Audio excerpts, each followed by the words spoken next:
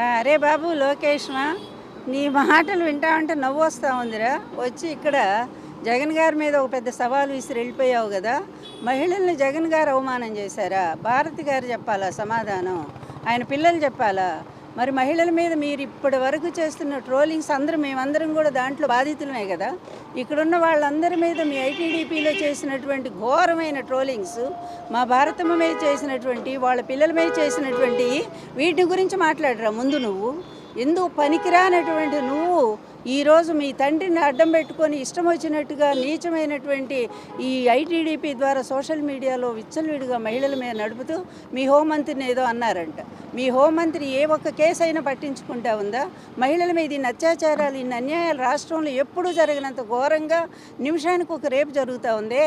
మరి అట్లాంటి వాడిని గురించి మీ హోమ్ మినిస్టర్ ఒక్కసారైనా స్పందించారా? దోషుల్ని శిక్షించారా?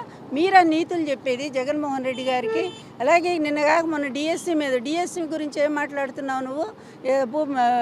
మేము సిద్ధంగా ఉన్నానని చెప్పావు కదా. మేము వచ్చాం కదా, మహిళలు వచ్చాం, మా నాయకుడు అక్కర్లా. ఈరోజు మేమందరం ఉన్నాము, మేము సమాధానం చెప్తాంరా. మీరు ఇచ్చినటువంటి జీవోలే మీ ఎంత దారుణంగా మీరు మోసం చేశారో. ఎక్కడైనా ఎంట్రన్స్ లేకుండా క్రీడల్లో కూడా ఇస్తారా పోస్టు? నువ్వే చెప్పాలా. అవుట్ సోర్సింగ్లో వాడిని తీసుకెళ్ళి ఫస్ట్ ర్యాంక్ ఇస్తారా ఎవరైనా సరే? ఇట్లాంటి పిచ్చి వ్యవహారాలు, పేపర్ లీక్ అయితే లీక్ దగ్గర నుంచి కూడా ఇప్పటి వరకు కూడా ఒక్కో డిఎస్సి ఉద్యోగానికి 15 లక్షలు నువ్వు తీసుకున్నావు అనే మాట వాస్తవము. నీ అన్యాయాల మీద వీటన్నిటి మీద మా నాయకుడు జగన్మోహన్ రెడ్డి గారు మాట్లాడితే వివరాలతో సహా బయట పెడితే ఒక్కదానికి కూడా సమాధానం చెప్పకుండా అబ్బా కొడుకులు ఇద్దరు బారిపోయారు. కరకట్ట ఇంటికి బారిపోయారో లేదా హైదరాబాద్ ఇంటికి బారిపోయారు. మీ బతుకులే ఇంత. ఏదైనా విషయం వచ్చినప్పుడు సమాధానం చెప్పకుండా దాటేసుకుంటూ పారిపోయేటువంటి మీరు వచ్చి ఇక్కడ సవాలు విసురుతారా? అంత శక్తి నీకుందా అసలు? నువ్వేంటో, నీ పరిస్థితి ఏంటో ఒక్కసారి నువ్వు ఆలోచన చూసుకో.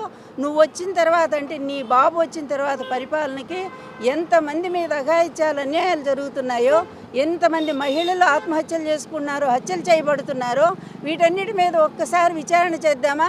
నీకు నిజంగా ధైర్యం ఉంటే ఇక్కడ మీ కరకట్ట కొంపకి మేము 200 మీటర్లో ఉన్నాము, ఇప్పుడు రమ్మంటే మేము రావడానికి సిద్ధంగా ఉన్నాం. ఒరే లోకేష్, సిద్ధంగా ఉన్నాం రా.